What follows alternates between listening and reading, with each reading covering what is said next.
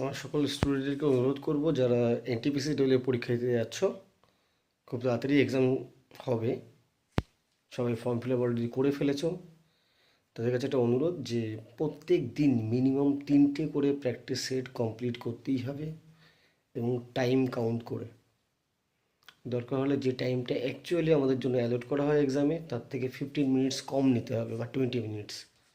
তাতে প্রত্যেক দিন কটা পরীক্ষা দিচ্ছ আর কত করে নাম্বার তোমার একটু ইনক্রিজ করছে বা ডিক্রিজ করছে, এই স্ট্যাটিস্টিক্যালটা হিসেবটাও রাখতে হবে।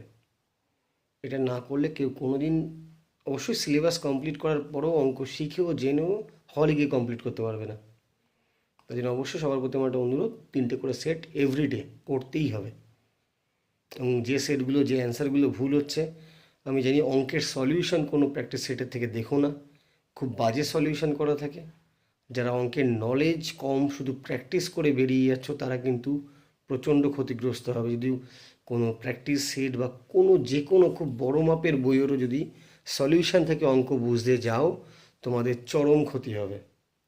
ওখানে সঠিকভাবে ডেসক্রাইব করার উপায় থাকে না, বই বা পাবলিকেশনের দোষ নয়। একটা পেজে যতগুলো জায়গা থাকে তার মধ্যে যত শর্টে লিখে অঙ্ক বোঝানো সম্ভব না। এটা ইতিহাস বা অন্য কোনো সাবজেক্ট নয়, আমি ভালোভাবে লিখলাম, সেটা পরিষ্কারভাবে অন্যকে বোঝানো সম্ভব। তার জন্য কিছু এক্সট্রা বক্তব্য, যেগুলো অঙ্ক করানোর সময় কাজে লাগে, সেগুলো দেখতে হয়।